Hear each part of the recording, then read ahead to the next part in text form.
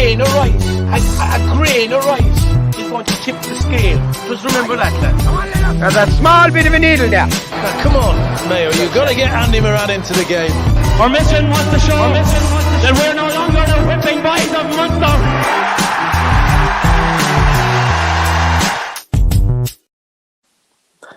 Hi folks, how are you all doing out there? You're very welcome along. We're a bit lonesome today. We've only the three of us. Shane McGrath was meant to come on with us and haven't tuned into him over the weekend. On the tip semi-finals, we'd have been liking to be picking his brains, but he got caught up in something with the school, I think so. Sorry not to have Shane, but we'll have a stab at things anyway. Mark, you're back. You're back from Weatherby, kid. I'm exhausted. Jesus, I tell you, aeroplanes, trains, and automobiles. It was some crack now. Getting there was Jesus. It was between the paperwork, between the local vet, the department vet, getting the toolbox from a neighbour, making sure that it was okay to see where to go. The trainer, the handler over, and we haven't even left the country at this stage, like. And we took the ferry.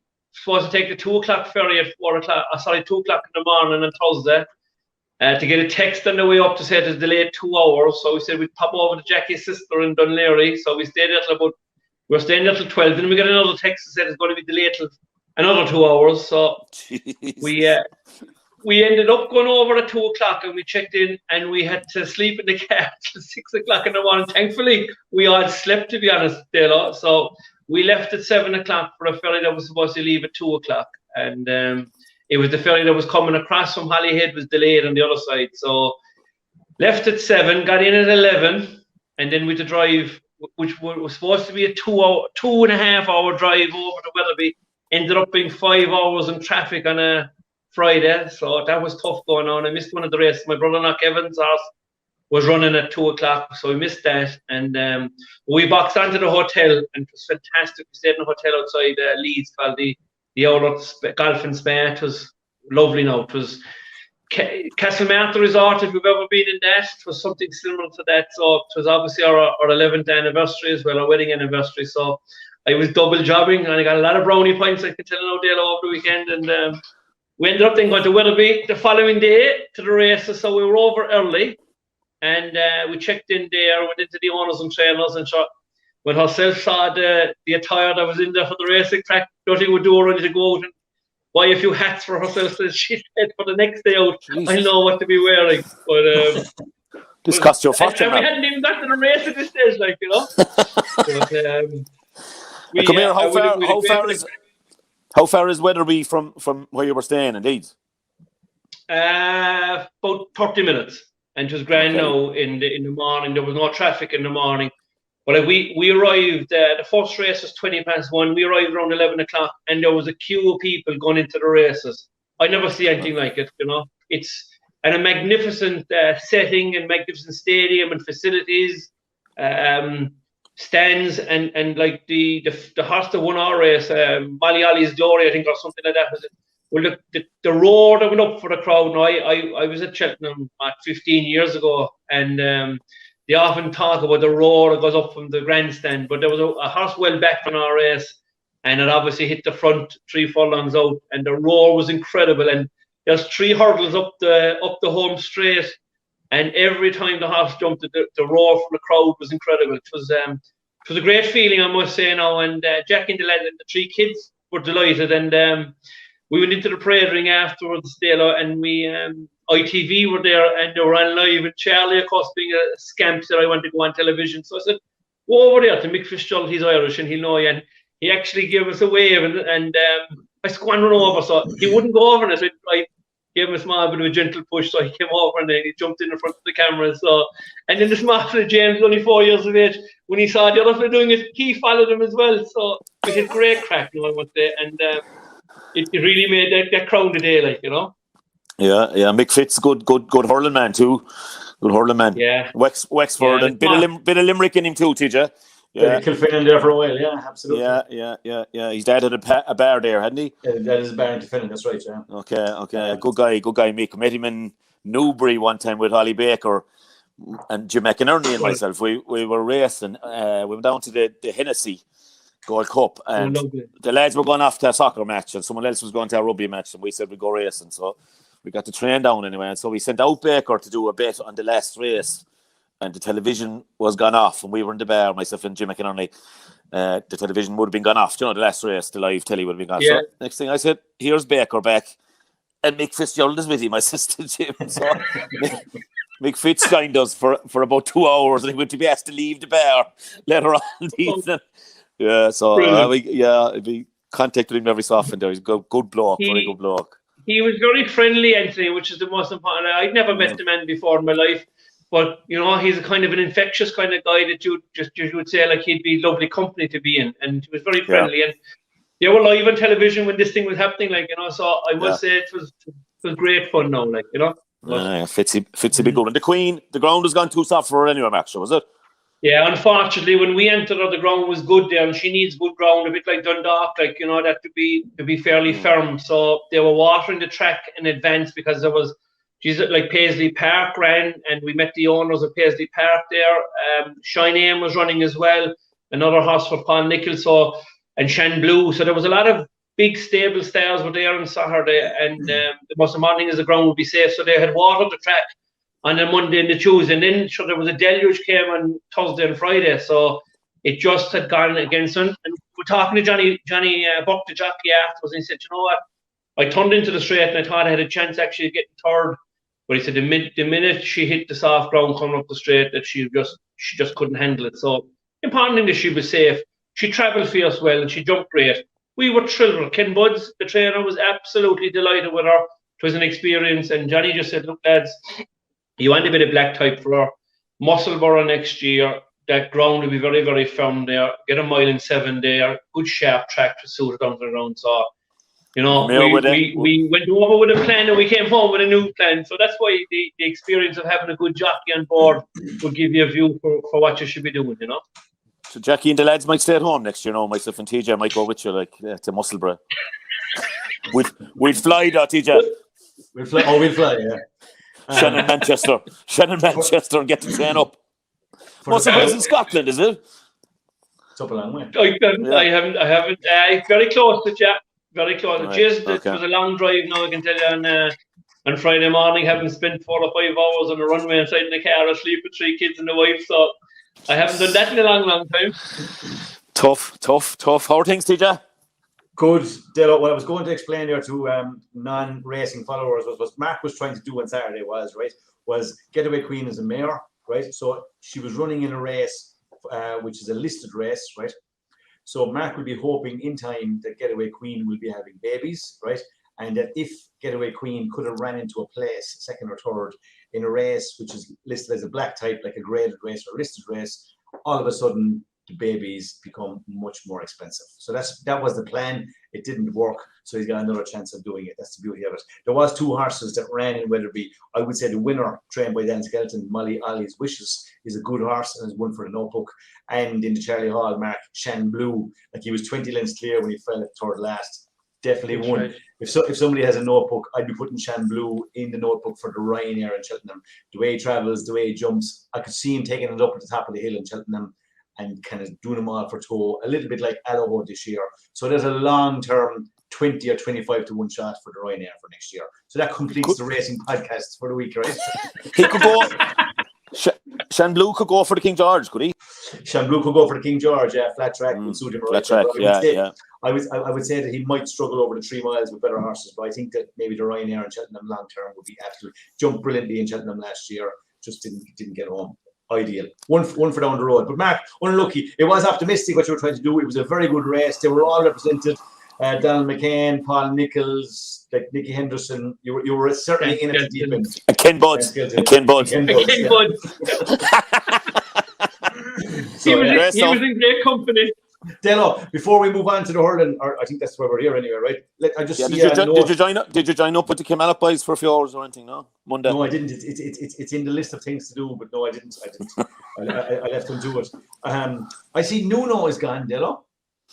Nuno, if you lose now to Man United, you have to sack the manager straight away. You know what I mean? Nuno Espirito Santos He's gone after It's 5 weeks.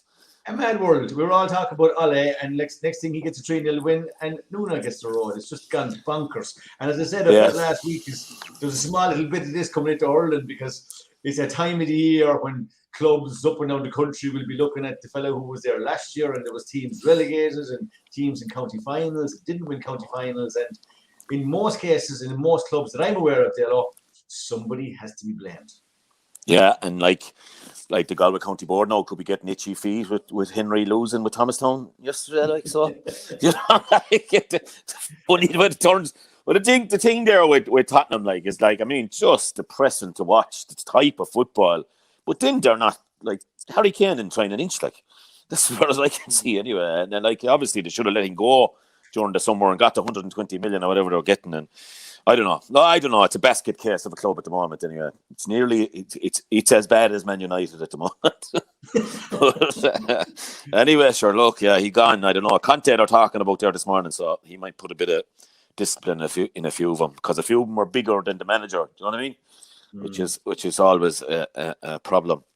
But yeah, lads. United that day, wasn't it it was a good bounce back from United that day at the same time, and you're only delaying the inevitable, Mark. Like, you know the funny thing is, I don't think United will sack Solskjaer. He's one of their own.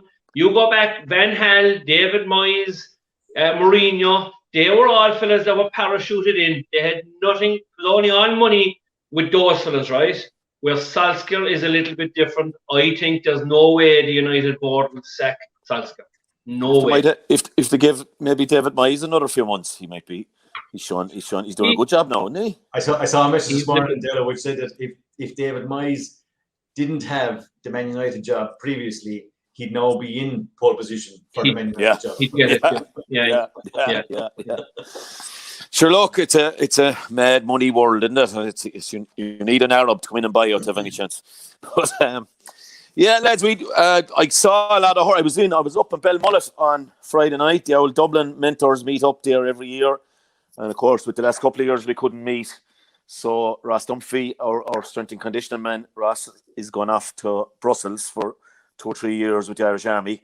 Haven't done the Lebanon and that. So we had our usual crew with Hedjo and Ray Finn and Tommy Dunn and Richie Stakelum and Chris Thompson. And Chris hadn't been that well last year, but he's a great form again. They were staying again Saturday night to play golf on Saturday, but I don't know, busload coming there to Murty's Saturday evening side to come down. So, but it afforded me a good chance to watch a lot of hurling, and I never got off the couch really. But I have to get on to Larry there to get me a few pound back off the Examiner there.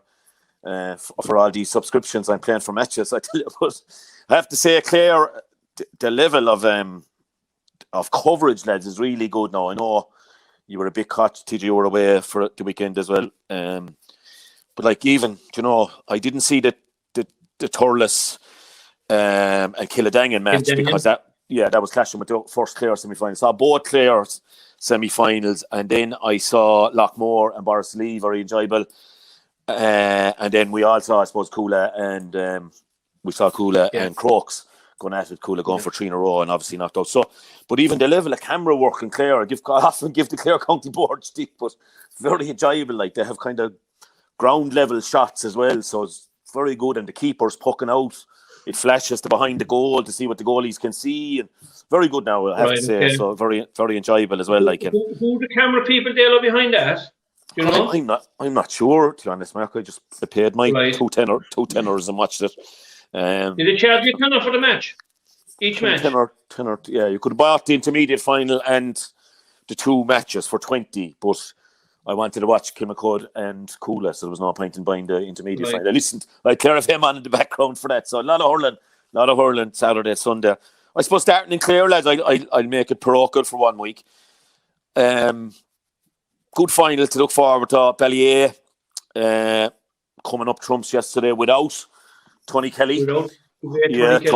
Tony in a boot. Anyone that has any doubts going forward, lads, whether Tony Kelly will go into coaching or management, anyway, I'd say is in no doubt, having watched the scenes, and like, he was front and centre of all the team talks and all the water breaks. Obviously, we see 4 of them now because they're not using the dressing rooms for some reason. Maybe I was blaming the county board and the wrong for that as well last week, but they weren't in use again. But Tony was given an awful lot of advice, obviously good stuff as well, because they took over the game. Very good win for them, because without Kelly, they would be seen, as vulnerable. But they're inter-county footballers in Gary Brennan, Pierce Lillis, these fellas, and then Jack Brown. Unusually, they play Jack Brown a cornerback in the first half. Now, Owen Hayes will be very good corner forward for the market, so they put Jack back on him, but they brought him out centre back in the second half, and Paul Flanagan in at full back. 2 county players, obviously, really stood up, but Brennan gave an absolute exhibition in midfield, powerhouse, and Newmarket didn't score, I don't think, for the last 15 minutes or so. Colin Ryan got a free in 5 minutes into injury time. You wanted one free taker to take it for you. Going for Colin, but it just into the wind. It was a tough free, and it tailed. So Balliet deservedly, I thought, went through. Saturday then you had a bit of history up our way with Ina Kilnamona, who would be the McCarthy's clubs. Aidan shouldn't have played, I'd say. He was on a hamstring, had to come off. He went off injured, Dalo. He did, Mark. And well. and David Fitzgerald, Aidan's brother, Jason, very good centre back, but David Fitzgerald then went down with what looked like a definite serious knee injury, but somehow managed to come back on and hurl really well for them. And we had drama there as well, like young Conor Hagerty now would be Flannan's star of 2 years ago. Great prospect. He had a great game. He really came of age for them. But great drama at the end. Shane O'Donnell wasn't in the game in the first half. He was out the field. David Reedy wasn't really in the game either. And I said, but to put O'Donnell in full forward for the second half, got 3 great points, but kind of against the run of play, because they never really got going. Aero Guinness. Long high ball into the edge of the square, and O'Donnell fetches it in injury time again and rounds his man, and had to be dragged down, I suppose. But Danny Russell, who was hitting their frees again, like Colin Ryan, probably the man you'd like to have hitting it. But he went for power and he kind of hit it straight, and Patrick Kelly stood up. 35 years of age, great story. Clare goalie in 13. Stood up to it and saved it out for a 65, and now he's getting the chance to go around behind the Tulla Pipers at 35 in the Clare final. First time ever for Ina Kilnamona, obviously 2 clubs that came together a few years ago, but all the underage work really paying off for them there. So yeah, you'd be delighted to see them getting through. It'll be a fascinating final in 2 weeks' time. It should be a huge crowd, I'd say. And Dalo, what's the nature of Tony Kelly's injury? I know it's an ankle injury. Did he have an operation? He had. He came on as a sub against Kilmaley, TJ there in the quarterfinal, and they were in big trouble. Come on and scored 3 points from 3 touches nearly. He was that good, and I think though he aggravated it even a bit more. They thought maybe he'd get away with being an impact sub for the quarterfinal, semi-final, and final, and then he'd get it done. And even if they were in the Munster club. But I think whatever bit of a setback he gave it, I think the advice from the surgeons was that you don't do it now. You won't be back. You won't be back for the round robin in Munster, because that's going to be earlier again now with the split season. Remember, at the end of April, isn't it? Yeah. So for Tony, because it's a tough call, isn't it, in your club? It's a very hard call, yeah. Going for their 3rd title in kind of 7 years, 8 years. So they might still do it though. They're strong, and I tell you, they're resilient and they're tough and they believe in themselves, So, but it was a bit like the Glen in Cork last weekend, Dalo, when Hoggy was sent off, and just an update on that. They are appealing the sending off, and I'm led to believe that there's going to be a hearing this week. So it's a case of watch that space as to what's going to happen. But Hoggy will be back. But there's a wrinkle on the ground that the Glen seem to be happy enough that there was a chance that he may be the red card might be rescinded. So we'll just have to wait and see what happens there. But again, I had a few lads. I had a few lads up in the pub there Thursday. Teachers, Mark. Teachers, they have great lives. They're on their midterm and they wanted to come up all summer, and they were caught up with hurling. And 2 good cockmen now and a Kilkenny man, but good old crack with him Thursday evening there. It was quiet now in the pub, so we had a good chance to chat. But they were saying that maybe the cameras didn't pick it up. You were on for the game, obviously. The camera didn't pick it up. No, definitely not. Was there a chance that John Cronin was going to go in and say what Hoggy did was harmless or something like? I don't think. Oh, geez, that certainly isn't going to happen anyway, because there was a fair bit of there was a lot of aggro at the game now, and there was a lot of aggro in the stand from what I gather as well now. A good bit of it. Okay. And but I'm led to believe that potentially, you see, with cameras now and everybody with mobile phones, right? You just don't know who's watching around the corner. Like, so there might be some bit of camera work well for the phone. All right, I don't know, but we'll have to wait and see what's going to apply there. Like, but there's definitely the appeal is going ahead, and I think both Glenn and Sales will be watching out at what the result is going to be from the hearing. They will, and like that's the big thing. People are saying that Ballyea couldn't win Clare without Tony Kelly, but showed some guts now yesterday. Probably going up a grade now against Kilnamona, but that'll all depend on if Aidan McCarthy hasn't recovered, and he's in the football final next week with Kilmurray Ibricken. So they're wondering, will they get 2 weeks? Maybe the final mightn't be played for 2 weeks. So if he did, I don't think he'd be able to play in the football final. And it's one of the things as well, isn't it? Like with, I thought for a long time in the tip semi-finals yesterday that Lockmore looked flat and dead. And I was saying I was blaming the football again, like every week. They have huge games, but they showed huge resilience to come back and beat Varsity. I don't know, you didn't see any of that, but Jesus, I didn't see any of it, but hasn't John McGrath really put up his two hands and basically said to Liam Sheedy, like, Liam, you shouldn't have doubted me, like, I was your man, like, I should have been in earlier. And I go back to it with a couple of lads from Lockmore. We met them at the Galway race, actually inside the chipper about 3 o'clock in the morning. And they pleaded with me to say it in the podcast that John McGrath should be on the starting 15 for Tipperary. So lads, I didn't say it then, but I'm saying it now. They said it was absolutely scandalous that McGrath wasn't on the Tipperary team. And in fairness, he has come back with all the answers so far because he's been magnificent for Lockmore this year. In fairness, and he's quality. Like, he looks like a very lazy player, but he's not. Like, it's just his style of play that he's cruising across the ground. You know the way some fellas look fierce, fast, and fierce agile. This fella just has a cruising speed is very, very good, but it looks that he's kind of sluggish, but he's not.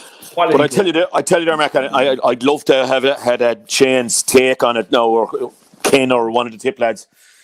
Yeah. Interestingly, he wasn't really in the game. To be honest, like Boris were just completely dominating the play. Noel wasn't in the game because at wing forward, Boris Lee had Ray McCormack on him, and John was inside then, and they had him kind of bottled up, and Boris Lee dominated 3/4 of the game. Now, there was a strong wind, all right, in fairness, but they actually swapped them. And straight away, Noel got onto 2 balls when he went inside. And then Boris Lee, I thought, panicked a little bit in the line. Now, maybe it's harsh, but they dropped Brendan Maher back on Noel, right? In the full-back line. Kind of took him out of the play a bit, right? And then John thundered into the play at midfield, Mark. Now, he may have been at 11, but coming deep. Yeah. But he took over the play out there, like. And I mean, he only got 2 points in play, but the frees he hit, Jesus, they were magnificent frees now. He had the wind, all right, but they were way back and out on the sideline. But the amount of ball, as you said, that he picked up, drove forward with, and it's an interesting one, I think, for Tip, and this is where I'd love to have got Shane's view on it, that and I know he got 4 goals in the quarterfinals, so you can't say there's nothing wrong with him inside, and we all know how much of a goal getter he is. But when he came to that number 11 kind of deep role, he was powerful, he was brave, he put up his hand and caught balls. You know, I think it would be a real option for Tip next season to come. Like, but he's a quality player, Anthony, and you know he's one of these players that can be silent for 55 minutes of the game, and all of a sudden he gets an opportunity and bang, it's inside the back of the net, or he gets the match winning point. He's a real good player now. He's great control, great skill, and I think he's great. I think he's got great awareness as well. The other side of it, and isn't it a great sign of a player to be battled up for a lot of the game and then come out and then maybe change the game in a different position? Great sign of a player. Yeah, and they're a great club, like, because you couldn't really see them coming back into it. Like, you'd say Boris were doing nearly all the hurling, and it's something I wanted to ask you as well. And I was going again. Now, if I had Shane, I was going to press him on it. But I thought your man midfield, he'd played in midfield. Now he's always wing forward. Jerry Kelly for Boris Lee, big lad, wears a yellow helmet. Powerful. He was powerful now, and I wonder, Leslie, this fella now is about 23 or 4, I think now. I think I could be harshing him there by a year or so, but I don't know if you know any different than that now, TJ. But how do these fellas not get pulled into county setups? Like, could you? I suppose I went in at a young age. Mark, you didn't go in that young now. Well, you went in, I say, and you went out again and came back again, did you? Well, I said I went in straight out of minor, Anthony. Yeah. And I actually played. I played actually against Clare in a challenge match down in Páirc Uí Chaoimh. And I met the man, Jesus, John something was his name. I can't think of his second name. But I got to go out and fight and play, Anthony, at 19 years of age. I must have been playing that day, was I? I must in have been November 1991. And we're playing under 21 football with the club a week later on a tour recruitment. And that was the end of my career. Yeah, and like back then, you had nobody helping you in terms of strength and conditioning and recovery and that kind of stuff. So I was left to my own devices. We were a junior hurling team. 95, we won the East Cork in 95. You know, the James D. Kelleher. That was the first time. So this was in 1991. Just imagine, like, lads, we didn't have mobile phones back in this age. Like, yeah. Just go back to then. So you were left to your own devices, really. Put on an awful lot of weight. Was working in the city, was renting and stuff for that. So thought of hurling and stuff for that was a long ways down. But then McKilly came along and Killa came along. We won the junior 95 and McKilly got to the county 96, 97, 98. And Killa won the junior county 95. So that kind of rekindled my career and made the Cork Intermediates in 1997. Won an All-Ireland with them at centre-back. Having failed to make the team in the Munster final in actual fact. That's another story. But it was actually Pat Minogue in the semi-final of the intermediate. We played Clare. And I dislocated my shoulder actually in that game. Pat kicked me just a belt of my shoulder free, it was a genuine thing. And just before I finished that, right, during the course of the game, we got a penalty and I took it, right? But I was down the ground and Liam Dyle's brother Leo, do you remember him? Oh, I do. I must have hit Liam in some match or a league match or whatever I know, but Leo stood behind and he says, "That one's for Liam." They'd be cranky enough to dials. Yeah. So McKilly came along, then we won the county in 97 with them, and I was called into the senior panel in 98, and then we won a National League medal in 98, and just look, came back into it late, Anthony, I suppose at 25 or 26 years of age.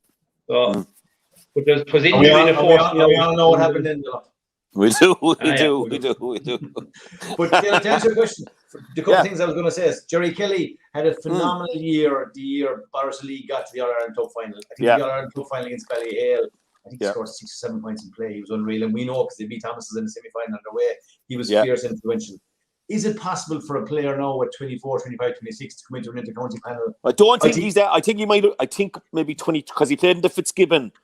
With I think Waterford IT maybe I could be mixing up my colleges now, but he definitely played Fitzgibbon the year after that Borrisoleigh run. 22. Yeah. But the answer is no. Is he can, and I think one of the questions for Tipperary, but just to touch on there, right? Nobody can doubt the likes of Noel McGrath, John McGrath. Just they have the hands of God, the vision they have, the players.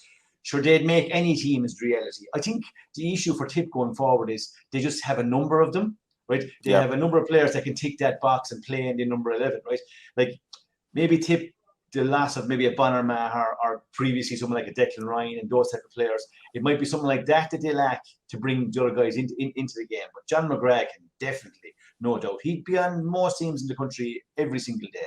He's a gifted player. And the other thing I was going to say about Lockmore, I see Liam Hearn, I think he was commentating on the game, he said that it was their 15th weekend in a row between hurling and football.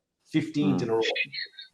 And Brian McGrath broke his thumb in the football the previous week. I think they beat Kilsheelan or someone. So Brian McGrath was missing from their half-back line. Do you know? And himself and John Maher there now in the half-back line. Serious. Powerful, yeah. And their sweat is now whether he'll, they have the football semi, I think now next weekend, and will he be back then? And there was talk that he might need surgery between Shane and the commentator, Stephen Gleeson. They were just speculating on it. But then I think Frankie McGrath, the manager, came on. And I think uniquely, I think Mick Dempsey might have been with him as well. Mick Kilkenny Leash was with Cody. But both I think the same management trained the football team and the hurling team with him. Like, they're great. They're some club lads. Brilliant. But the other That's one there, brilliant. I'd be saying, like, is that, and TJ, you remembering from the Thomas, James Devaney, JD, jeez, he got a goal, lads. Oh, brilliant goal again, like, cut in from the right, speed of him. No, he's young. He's only a young lad. He only played Harty Cup a couple of years ago, I think. Yeah. And they were missing Kevin Marr as well, who was suspended. So, great game. I thought Barra was going to win it for a long time, but Lockmore just weren't taking. And they missed an open goal before they got the goal from the penalty. And the same lad, another McGrath lad, he missed the open goal, but he got fouled for the penalty. So I think there's talent there. Like that, TJ, like, an Oisin O'Reilly, like, you know, you were saying, like, if he was in Clare, I'd be saying, no, Limerick have an awful depth at the moment, you know, we understand that. But, you know, if I was saying now that Oisin McGrath was playing the Clare Championship, that's what I'd even be saying for Brian Lohan. Like, Pierce Lillis has played with the footballers now for the last 5 or 6 years. Pierce would be 25 or 6. But, Jesus, he was everywhere yesterday for Ballyer in terms of playing centre forward, midfield, played wing back early on in the year. And while his hurling mightn't be as silky as the Tony Kellys or the Jack Brown, Jesus, he's a ball winner and he's a worker. And, you know, for a panel-wise, I know you'd be trying to poach him off Colm Collins and the footballers. Whether he'd be up for that, I don't know. But obviously you'd expect maybe you'd have a better chance with the hurlers. Footballers have made great progress now under Colm. But it is one that you to try, like, Tip need a bit of fresh blood at this stage, don't they? And that's something they definitely do. And the other way of looking at it would be, like, obviously if you go to someone like a Ballydoyle, their workhorses have to be very good and under game every single day to make sure they're keeping the class boys on their toes and they're passing. Like, on the back end of every panel, I'm sure all the managers would want good, honest, hard-working lads that, you know, every time you have 15 on 15, that you have to be keeping the other guys on their toes and the trade. And that's a big question, is it, for all those guys? And even Henry going to Galway, like I've said before, like, one of the issues that I see in Galway is you've only too much choice. So how would you get that balance and that mix and that character of player that you think can do a job for you on a given day? Because we all know what the silky class hurlers can do, but it's when you're 3 points down and in the shite there, and you need something like to win a free or put up his paw or do something for the team.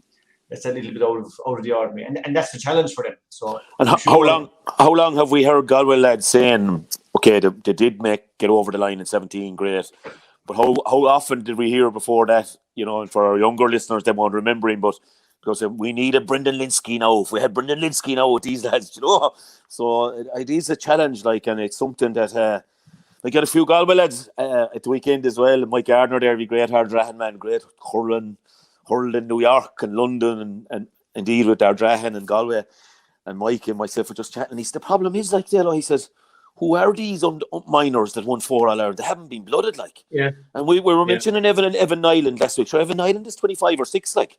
He's like, Evan played in the 2015 All-Ireland minor. So, you know, he's not a young lad, like, you know, it is a job. But if you were Henry Shefflin going into it, I think you have a bit of time and you have a bit of kudos as well, though, haven't you? That you can. Yeah. Right. And if you go young, you'll never get criticised too quick.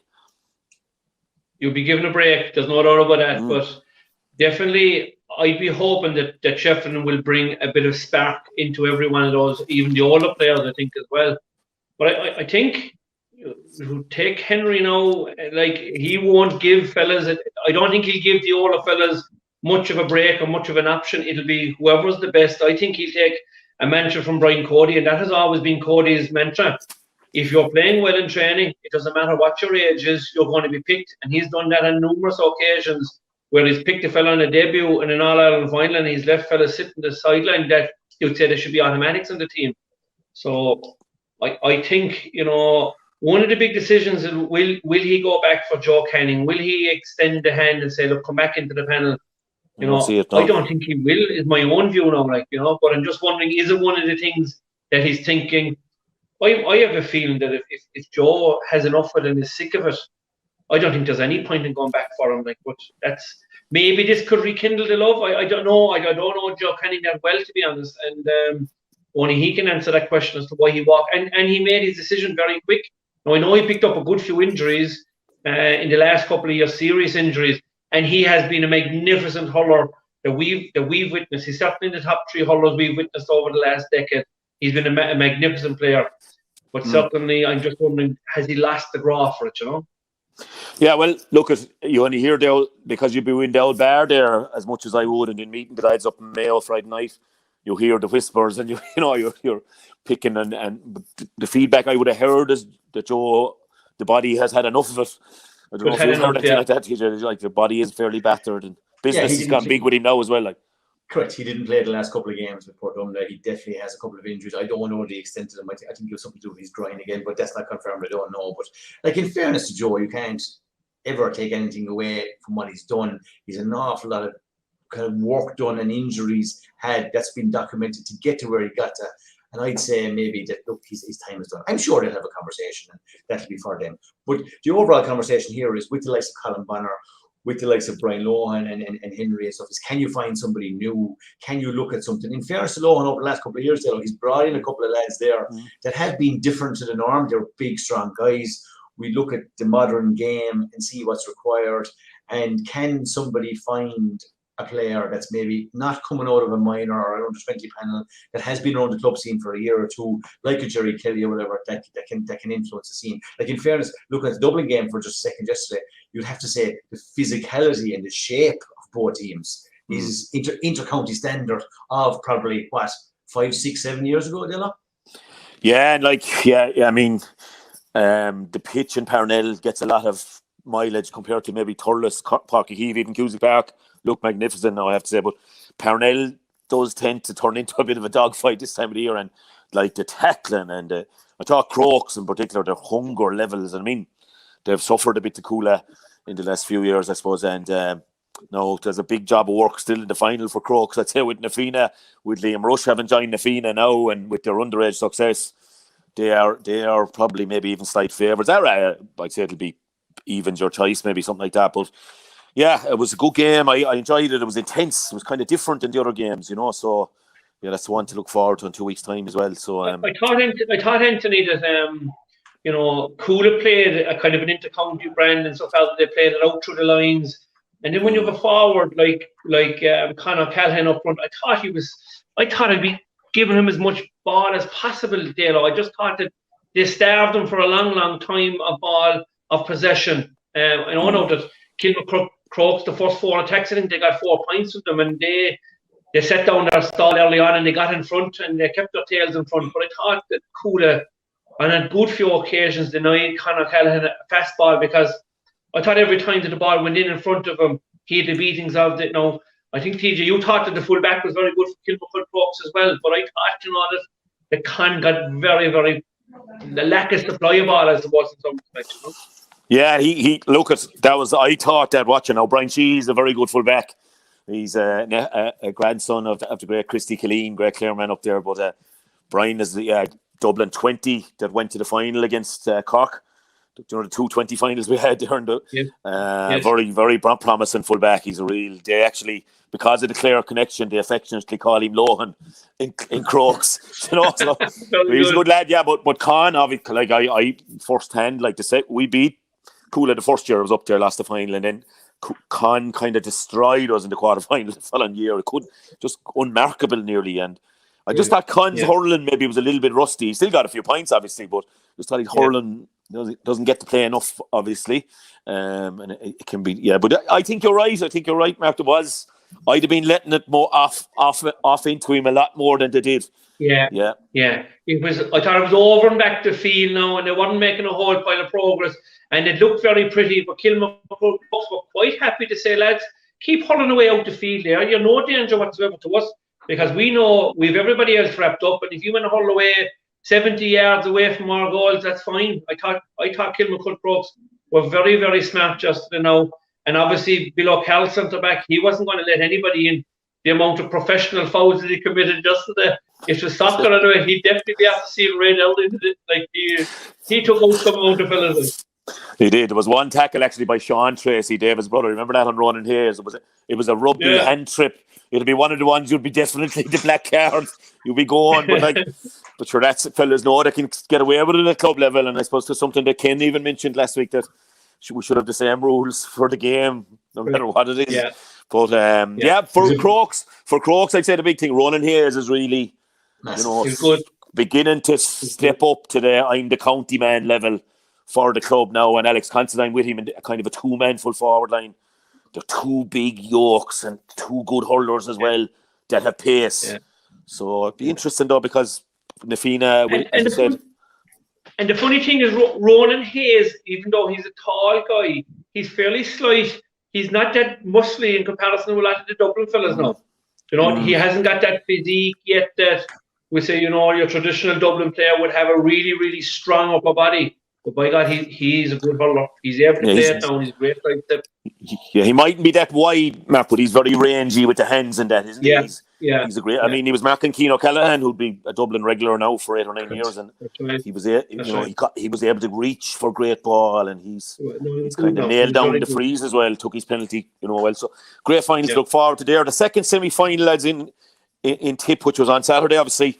But and Ken was finding this hard to call. They maybe thought Thurles weren't as impressive in the quarterfinal and Killadangan champions, but they did. Thurles answered a lot of the questions, and probably will go into the final as big favourites. Now I didn't see any of it. Unfortunately, I was watching the first Clare one, but by the reading of it, I think their big guns stepped up, and I think Conor Stakelum, good, very young player again, another one that Colin Bonner, I'd say, will be looking at. Tip minor, Tip 20, 1-2 from play. But I think the two Mars, even Pa Burke, stepped up to the plate, and they're having a big year. They're having a big year. Thurles, I was going to say the return of Billy McCarthy. That's going by the reports, but yeah.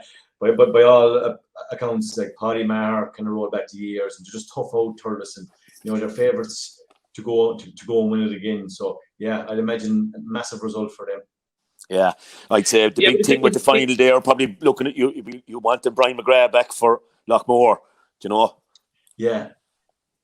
But isn't that a great final now, lads, right? Lockmore having they had a hat-breaking loss last year, like in the final. And if they continue to win in the football again now, they'll probably have two finals. Maybe the county board will give them a small bit of grace. I don't know how the draw is actually working out in the Munster club. Is there somebody waiting for the Tipperary, or are they in a semi-final? I don't know what the draw is there, but this is very unfair on Lockmore if they're playing final. If you play two finals, like they did back-to-back last year again, if they get there in football.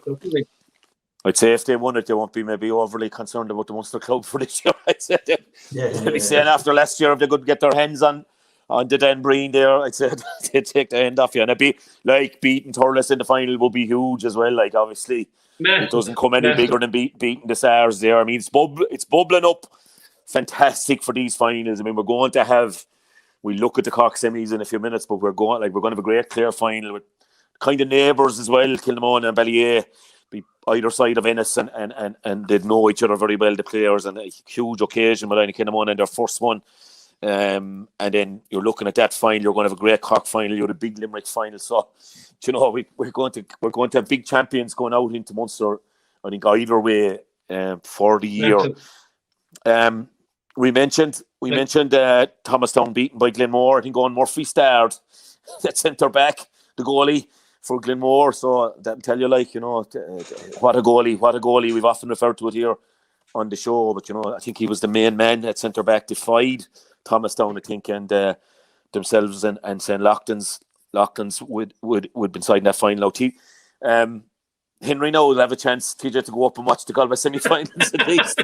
He was caught there, so he'll have a bit of time in his hands now. Obviously, he'll be anxious to see Ballyhale winning in Kilkenny, but at the same time, he'd nearly need to be going looking at the Galway semi-finals as well now. He will, yeah. Two good semi-finals in terms of matchups. Obviously, St. Thomas's versus Gart is a local derby. Anybody who knows from St. Thomas's pitch, coming from here, you drive through Gart out the road. Gart would have had probably the upper hand there for a good number of years. St. Thomas's for the last 10 years have kind of just headed that challenge in a major way, and winning the last three counties probably would have ringed around Gart, Dalo, as you can imagine, kind of fairly loudly in their ears. They've got their house in order big time with Matty, and Dalo touched on it last week about Matty kind of having the run outs early and getting ready for a stage like this. But and then the other semi-final, and you've got Crockwell and Clarenbridge. As I said last week, 3 surprising semi-finalists from the start of the year looking at the championship. But like at the same time, 3 form teams, given the victories they've had, obviously to get to here. But local derbies, county semi-final in Galway is normally a big day in Athenry, big crowds, plenty of noise. All about getting to the final now for the 4 teams. And Thomas is going for the 4 in a row. Entitled to be favourites, have been playing very, very well. Which I'll be hoping to be at the St. Thomas's Gart game myself. I look forward to the rivalry there. And you'll be given the shout to Thomas's there naturally, and they are entitled to be favourites, as you said. How would you call the other one, TJ? You wouldn't have expected the 2 of them to be there, like as you said. No, I felt Clarenbridge were coming. Obviously, the Nyland influence is coming strong there in Clarenbridge. I know Mark is a big Evan Nyland fan and has been maybe all year. Because I haven't seen either 2 of them playing this year. Reading the reports, even in the betting right now, right? I think they're making Thomas's favourites and Gart the outsiders, and the other 2 are literally 50-50 or shy. So whichever way you want to go, it's very much a 50-50 game. So yeah. Brian Hanley coaching Crowell, so good time for Brian. I think he's a good guy. Good guy. No, I don't know. Yeah, hard to call.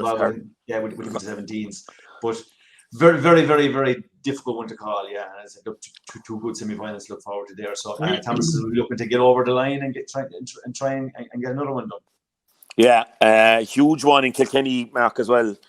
Ballyhale back again, and O'Loughlin's, and I think the 3 boys I had Thursday night. Owen Crogan is an O'Loughlin's man. My good friend of Mick Galway, that's Galway's and the 2 Cork lads with him, great lads, Clare More and James Ford, like hurling fanatics, 3 PE teachers that studied together in UCC. We great debate. We were hurling till after closing time slightly anyway, I'll have to admit. But it was great. The taxi driver was very patient outside the door from anyway. But good lads. But Owen was saying like that the James Stephen lads were a bit sick, that they felt that Ballyhale were there for the taking and they didn't play that well. So but do teams like Ballyhale do a poor enough semi-final and then a poor final? Like? Yeah, listen to me. You look at Ballyhale down through the years, right? Every year there's a team that says they should have beaten them. Like I go back to Castlecomer, they were 2 points up with time up, and their fullback was fouled coming out with the ball. The helmet was taken off him. The player continued, the ball ended up the back of the net. Ballyhale went by a point, And last year as well, they were on their knees last year. Was it James Stevens that played last year? Charlotte Plunkett was in charge of them. They were on their knees, and how they got over the result that day again was incredible. But this year, they certainly under James O'Connor, a guy I worked with Killer for years, Joxer is his name, won a county with Carricktool, a total outside of the same year. Got Father O'Neill's to an All-Ireland club final, beaten by Tommy Welch's crowd Tullerone. Like, he's a great coach, James O'Connor is, and he's really one fella that should be snapped up by an inter-county management, wherever there's a vacancy or an opening for him, because he's a real quality coach. But I find it very hard to go against Ballyhale. They just, whatever it is about them, they know how to get it done. And James says the most grounded set of players he's ever dealt with in his life. With training at 7 o'clock, TJ Reid is above at 6 o'clock practicing frees every night of the week. All the players will be on the field at 6:30, up and around. It's incredible, the religion, with the amount of success that they've had down through the years, how they keep turning up with the same attitude. And doesn't that go back to kind of Kilkenny under Brian Cody as well?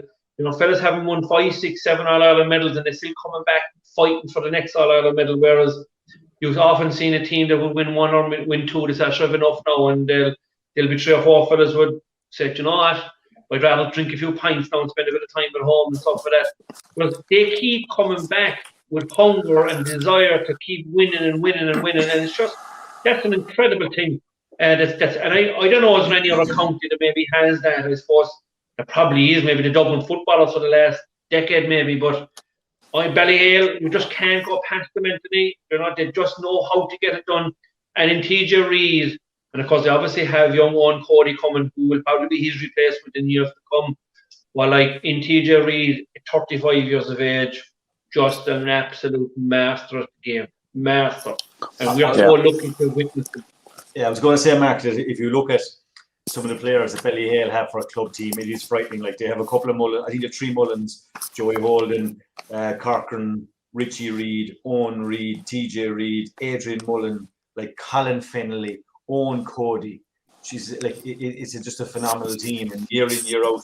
And like them getting to a final again, which was very, very difficult to beat them. However, I will say, I think listening to Brian Hogan last year at a couple of stages, he had me nearly convinced that they were getting ready to win a county. I kind of went with them in my bet last year. I told Hoagie at some stage that he owes me a few quid from that bet, and he expected to win the county. Then Ballyhale coming down. Like, O'Loughlin Gaels have a fine side as well. Cracking final in store, but gee, it's very hard to look. Ballyhale have such a team. Like you said, it's their religion down there. It's a bit like St. Thomas's above in Galway. There are a couple of brilliant families driving it. It's all they know. That's what they do, and they do it exceptionally well. And you know what? They do. They hold each other to accountability and standards and stuff, which is a great sign of a team. So if a fella, like, the manager's job is made easier by the players, because if a fella isn't coming training, the boys will be on him to say, Mark, you need to be a training. You won't even be up to the manager. So they're brilliant at that, and just brilliant club teams. Kind of self-policed, which is half the, like, when you go dream job going in coaching lads like that, isn't it? Unbelievable. Like, I know football. I know football is right, yeah. Lot to look forward to next weekend. We'll get your take on Cork in a minute, Mark. I think we'll have the Offaly semi-finals as well. I think Ken's boys in Rhinos will be in action.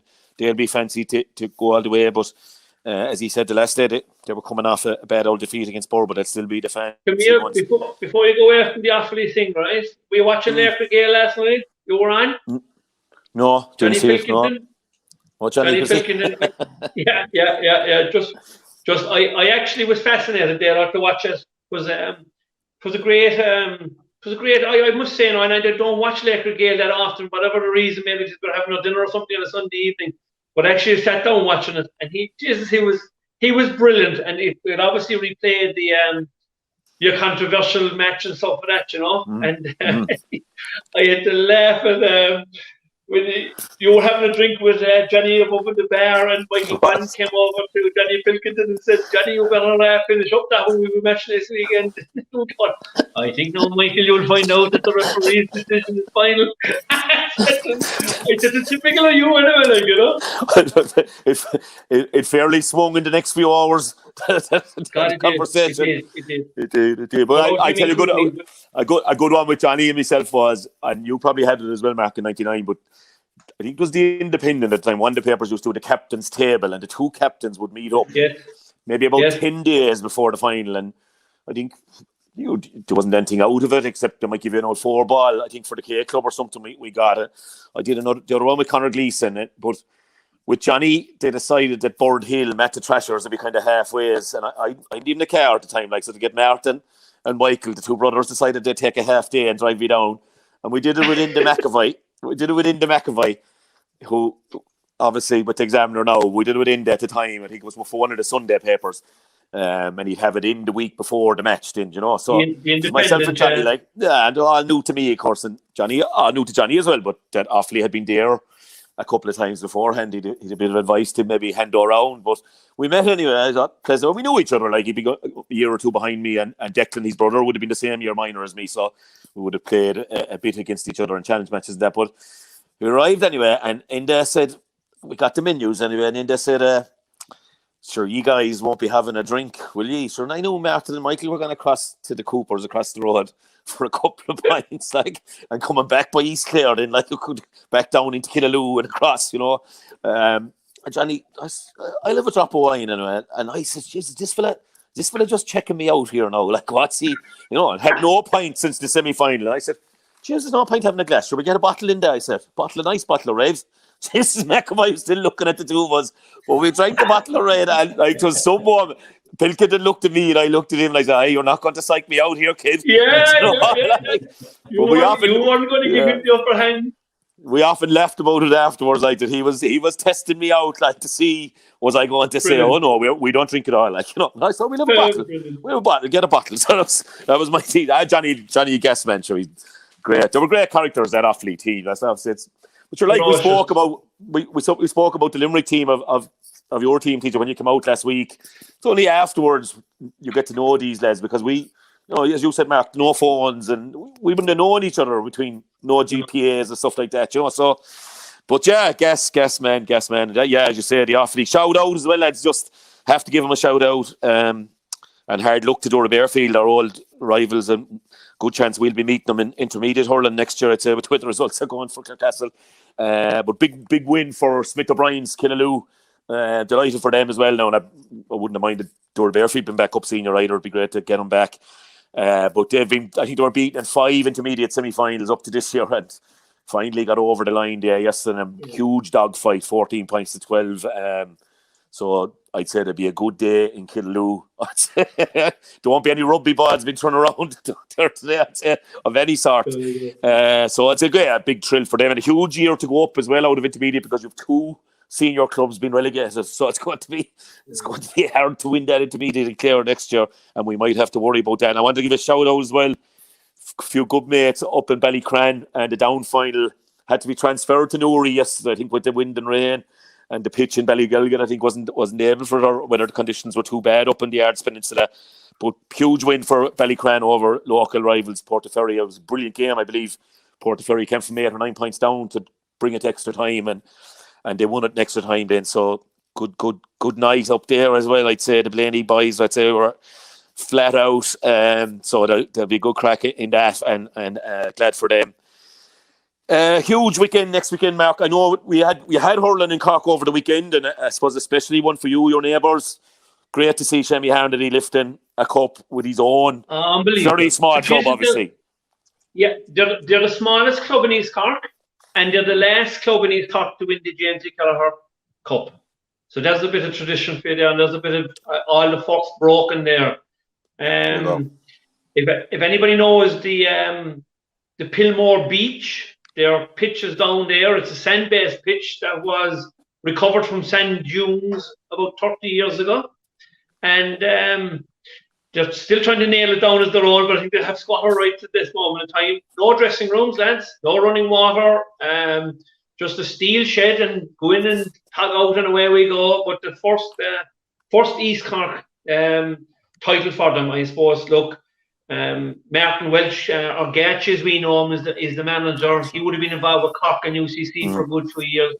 Padraig Gould from the Piershig is their coach, and then they've selected Miley Griffin and Sean Harnedy and Art Supple. I don't know whether anybody would know Art, but Art is a great showman and show band, and he sang 4 songs inside the dressing room yesterday. In Dungoran, the match on in Dungoran,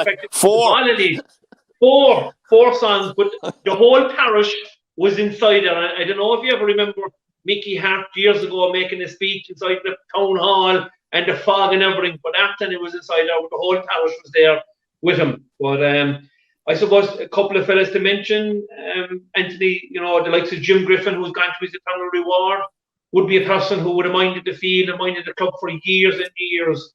And obviously the sponsors, Kieran Marrigan, his wife Cathy, and Coolmara Stables, they're huge supporters of the club as well. But I remember Art Supple was a selector. So they're our sister club actually at underage. So we were called Killyeaters, and both clubs have got a huge amount out of the amalgamation. But after the selector with me in 2005, we won the minor championship, and I always remember them saying, lads, fire in the veins and ice in the brain. And that was always what that was it. And I had never heard it until actually Art said it. But it's and of course a couple of families involved as well. The O'Briens, Michal, Dara, and Kieran, and then you have the Colemans, Ed and Mark. But I suppose one fella like Shemmy Harnedy being captain was very, very special. And I mentioned it in the pod a couple of weeks ago that I felt that Willie McKilly, they had won 3 counties and he's captain of the 3 of them, and I thought that finishing it off with his club now, winning and captaining them to winning East, and winning the East Cork, I can tell you, is as good as winning an All Ireland nearly for him. I would suspect, because they were nearly defunct on a number of occasions over the last 2 decades, and they have kept going, and it is a real tribute to them. And I suppose his father Sean has been a selector. He's a selector of the football team in Killa with Glenbower Rovers. He's been selected with McKilly, and he's selected with the home club Benitez. And I got a phone call this morning. I got a big invitation to go to Fowls tonight in Yon. I could be expecting a fair amount of slagging going on tonight, like, you know. But it was a massive, massive victory for them, I must say, and great for the club. Good stuff, and good congrats to them, and no doubt they'll enjoy it. Marky, massive. The Little All Ireland is back on next week. Massive semi-finals. John Milan on to me there yesterday. He said, "Dalo, what do you think? How things will go in Cork?" And I said, "Like SARS would have been the farm team, well, I reckon. You know, they obviously were the team that had no quarter-final because they qualified the highest rated." Yeah. And he was determined that Blackrock were still awful value at 3-1. Like it, he was thinking of investing again. I think he's on him at a bigger price than that. But I would say, like, to be hard to call with the 4 teams, and obviously the Hoggy thing would be a huge factor in that. Yeah, so like the two semi-finals are panning out. You have SARS and the Glen. that's one of the semi-finals, and you have Midland and Blackrock. Now, SARS, as you say, are the farm team, and they're unbeaten this year. They gave Midland a fair trimming in the qualifier round as well, which was, I suppose, unexpected. But as the course of the game went, SARS were getting better and better. Midland just couldn't match them. So they'll start as favourites in that semi-final against the Glen. Now, if Hoggy plays, that will have a major, I suppose, shifting point, I would say, in some respects. I still think SARS will be good enough to win it. But I tell you, if Hoggy plays, and the way the Glen played, having had Hoggy sent off, they really sent out a clear message that we're not a one-man team at all. We have players in here like the Simon Kennefics, the 2 Downies, Steve McDonald, Ryan Moylan, David Noonan, real quality players. So, like, but I think if Hoggy doesn't play, I think SARS, it would be unlikely that SARS will be beaten in that now. Right. The other semi-final, the Rockies and Middleton, Blackrock are the reigning county champions. And I mentioned the last day about the weather. We've had desperate rain in Cork here for the last 2 or 3 days. And I think the longer the championship goes on, the better Blackrock are going to be, because they're the most physical team. Without question, they're the most physical team in the county. They're huge men, and they're able to hurl and play as well. They got a shock in the first round against their own zone, but they've got back and they fought their way back into the semi-final. And they were very impressive against Douglas. Now, I know Douglas had a man sent off, and they questioned and queried a goal that they conceded during the course of the first half. But look, Blackrock did what they had to do. They put up a massive score in 3-16. Ty Deasy, who was involved with the Cork Seniors this year, didn't start for them either this year in the championship. So they have strong reserves, Anthony. They have a really, really good team. And if I could call it, if SARS, I think SARS and Blackrock will be the final. Everybody in the county would love to see the Rockies and the Glen in the final, like we had last year, because we had a classic final last year without any supporters there. If the Glen and the Rockies got to the final, I stand over this, there'll be 20,000 plus people come to see it. If the county board won't flash on the cost now and just just leave people in for a tenner, lads, right? Just a tenner, 15 euros will be tearing the ass out of it, like.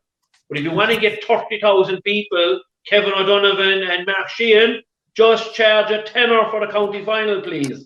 And young lads in for nothing. Correct. That's it. Correct. That's it. Because okay. I can tell you that there was huge complaints came in for the semi-final. They charged 15 quid for a double header. And, you know, most patrons now, unfortunately, don't hang around for the second game. And the fellas coming in for the second game were complaining and having to pay 15 quid. And they won't see, they only had 10 minutes maybe in the first game. So it isn't though that hurling supporters are going to watch 2 matches. There's only about 10% of people actually going to watch both matches. Other people are just, I'm from Glen, I'm from the Rockies, I'm from SARS, I'm from Midland. I just want to go and see my team playing. And I just think the 15 euros in the semi-final would probably be costly, you know? Double header, Mark, 15 euros would be good value, I would have thought. Like, given what's going on in the world today and to go anywhere now costs money, to be fair to GAA for a double header, I wouldn't see 15 euros. 10 euros for a county final would be cheap. I'm sure, Mark, if you wanted to go and see a Sheeran in Páirc Uí Chaoimh, or you wanted to go and see somebody else who are nowhere near as good as some of the hurlers we have, you will pay handsomely for it. So what I would say is I'm normally quick to give out about the GAA. I'd be harder on the GAA about charging parents a €5 or €8 to go and see their young fellas playing for a little county semi-finals and county final. I think on county semi-final day and county final day, €10 or €15, go and see it, lads. It's worth every penny. Yeah, he's after losing his shirt over in Wetherby. You see, over in Wetherby. Okay, right. Mark, I see the bookmakers do have SARS as outright favourites, followed by Big Blackrock and Middleton, the outsiders of the four, and the Glen obviously, and Blackrock tight. Like if you were to nail one or nail your colours to the mast, I'll go back to the Limerick Championship at this stage. Kilmallock were the outsiders of the four at semi-final stage, and they went on to win it. If you were to nail your colours to the mast in Cork right now, which way are you tipping? Yeah, what should John Milan do here, Mark? What should John Milan do? Yeah. What should John Milan do here? Bear in mind, Dalo, it's safer gambling week, so we want all our listeners and punters out there to gamble safely and be very careful. Absolutely. We give him a win. Give him the winner, so we give him the winner. I would have to agree with John Milan. I think Blackrock are value at 11 to 4, 3 to 1. It cuts out the draws. I think they should be good enough to get over Middleton. I think Middleton have struggled in the last number of games. I think they'll be in the final, and any team in the final at 11 to 4, I think that is very, very good value. I'd be sticking for Blackrock to go back-to-back counties. Okay. You heard it here. And he was right last year. I fancy prices on him, so we can't be able to give him that one. Like he knows his own scene. Lads, we have to mention the Orion Cup in Tipperary for Larry. A great win for the Kenyans against, I think, a fancy casual team, and Templederry now and Kilnall will line up in the final bubbles. I think maybe got a goal there for Kilnall, beating St Mary's and Clonmel. So Larry could be a bit shook here in a fortnight's time after the tip finals. Yeah, he's probably listening there somewhere. And Dale, before you go out for Cork, the Senior A quarter-finals ran over the weekend. Bright Rovers had a big win over a much fancy Blarney team that had the likes of Shane Barrett and Paddy Power in their lineup. But just two young lads coming from Bright Rovers that should take note of. Owen Roach and Brian Roach, twin brothers. They're twins. They're really, really good boys now. They're quality players.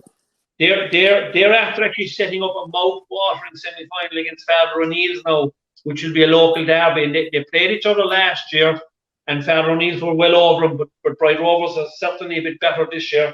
And then in the other quarter-final, you had Newcestown, who narrowly scraped through out of the preliminaries against my own club in Killa.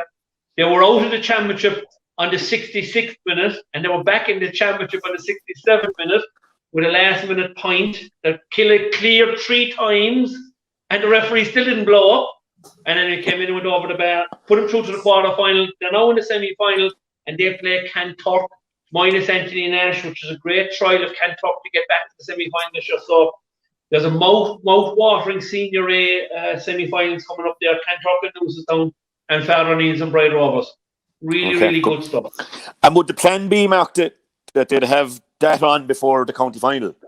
Normally it was always the way, wasn't it? Even if it was primary intermediate. Correct, exactly. So it was normally the intermediate final would be on before the senior, but there's now 2 senior grades. So I think they'll probably still go with maybe the premier. Like part of the problem was that Imikilly were in the final for a couple of years, so they'd be forcing the fixtures in some respects. I'd say the Senior A hurling will probably take on a weekend of its own, and the Premier Senior will be a weekend of its own. Probably proceeded with an intermediate final, I would expect. Okay, good stuff. We look forward to that. Next weekend, the Examiner will be live streaming that. Mark's dulcet tones will be available on the core commentary, no doubt, for the semis. And that's great coverage as well from the all-new Páirc Uí Chaoimh. And even with the weather bad, the surf is so good in Páirc Uí Chaoimh, you can really look forward to good fast hurling, So I think that's we look forward to that. It is, Anthony, if getting some amount of matches, like it is covering, like there was 3 or 4 football matches on there over the weekend and hurling matches as well. It is taking some pounding with games, and the pitch is still immaculate. There's great credit down to the decision makers, but obviously the men that laid the pitch down as well. It's in fantastic order, I must say. It took you a while, but you got it right second time round, Mark. We get there early and good stuff, lads. We've a good bit to look forward to next week, so we'll we'll touch base with you. All right, TJ, have you any raffles to sell or anything, or shout out to anyone there? We had no major shout outs, no against me this week. I was away for part of it. Just before you go, Dalo, I was listening to and reading about a 1960s village shop in Clare there a bit over the last couple of days. So it sounds pretty old and archaic. So Mr. Loughman's article was pretty hard hitting once again on the county board, and this is kind of the saga that rumbles on. Maybe it's not a story for us for today, but it's kind of something that's coming towards the business end of the year, and what happens next, I suppose, is the key question, isn't it? Yeah, and the thing is, TJ, you know, people could be saying, and again, I'd send money back into pubs since June, I suppose. So I'm getting back used to this lifestyle again. But the amount of people are saying, you'll be sick of it at this stage, to be saying, right? Yeah. And you've got a bit of that, even in text message yesterday. But if you're sick of it, it's going to be just this report. This committee was elected. They were asked to go away and look into all the various branches of Clare GAA, what's wrong, what's right, what needs to be done. They've come up with a report. It's a damning report on the powers that be that have been there for a lot of years now, on the facilities in terms of Carl Lohan, some of the stuff on Brian Lohan's, you know, the support he needs that he's not getting, and fundraising, general stuff like that. And like if Ger Lucan doesn't highlight the likes of that, and he said it, the likelihood is nothing will happen. And it's to be debated, I think, on Wednesday night at a county board meeting. And the worry is, we have the delegates going in there that are going to stand up and say, hey, we have the report. We need, well, sure, that's I think, what Ger was pushing it again. And he said we won't, and it'll be just thrown there, and people will bury their head in the sand and drive on and just do the same old, same old. And I've called it out. I've called it out in my columns. I've called it out here. We just need change. We need fresh thinking. We need fresh voices. And there are people there. Club Clare have shown that they came in as a fundraiser and raised a lot of money late on last year. And you know what? The amount of people that got on to me, I did a bit of advertising. We all did a bit from, you know, pushing it. 50 quid for an individual one. I don't know what the family one was. It 100 quid. Amount of people that just said, is this going to the teams and not to the county board? And I said, yeah, that's where it's going. It's going to Clare Camogie, as well as all our underage and our senior hurling teams, and the Camogie as well. Or they say, oh, Jesus, I'll sign up for that. We'll send me on the link. And that's where people are at in Clare. They're disillusioned. You know, look, there's people have done a lot of good work back the years. I've said that. But we need freshness. We need change. And that's desperately crying out for. And I think Gerard's right to be highlighting that. And if I have to chime in on that again today and agree with everything Gerard said, that we just so need change in Clare GAA. Yeah, it was a hard-hitting article, no, and I do see where Gerard's coming from. And to be fair to clubs and counties up and down the country, right, vision and leadership and ambition has got to be key, because the GAA of where it is now, I said about looking at the Dublin Championship, about the physical shape of the players, right, is where the inter-county scene was 5 or 6 years ago. And there's an awful lot of clubs now that I know of that have gyms, and they're starting to put them in place and starting to put in AstroTurfs in their place, and they're lit, and they're trying to be self-sufficient going forward, because it looks like with potentially a split season that you're going to need all these facilities, and you need that visionary in clubs in order to say, this is where we need to be in 10 years' time. It's tough to get there. But if that's not happening at inter-county, at the Clare level at county, like somebody has to stand up and say, lads, what is the plan, or what is the 5-year plan? Yeah. And to read about the Centre of Excellence needing $500,000 at this stage already, like you'd say, geez, that's very difficult. And like in fairness to Clare, on the pitch they've been very good. And obviously the likes of Tony Kelly and his ilk, they're very ambitious. They want to play at the highest level. And sure, not matching that ambition is failing, really, isn't it? It is, unfortunately. And it just needs addressing, TJ. And you're looking at what's happening in Offaly. As well, Mark, you're looking at what happened in Cork. You know, you're looking at the change that came in Cork, and you have to say Cork are progressing. You know, Cork are coming, and you know, I just think it's hugely. And look, I'll say this now, right? I have no problem in saying it, right? Because our chairperson, Tracy Kennedy from Killa, was the person that actually did pull the plug on Frank at the end of the day, right? And it was a case just Frank, right? Okay, look, as you know, your term is up, like, and the board is not going to be extending it. Now, the 3 previous chairmen hadn't the gumption to go away and do that because they didn't want to do that, and they didn't want to be the person maybe to be seen to do that when they all knew that his term was up. But there was always an excuse, and it was extended because of the stadium or because of this, that, and the other, right? But the reality was that neither one of them wanted to have their hands on the gun when the trigger was pulled. And Frank, I have no problem in saying this, right? Frank was a great ambassador for Cork, fantastic Corkman, but his time had come where new blood was required. And Kevin O'Donovan has picked up the ball since then.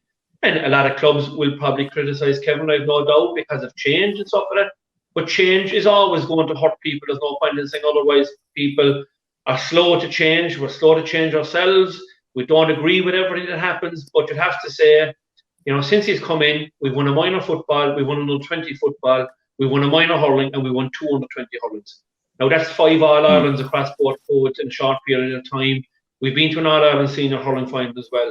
So that's good progress, I would say. But massive work still to be done.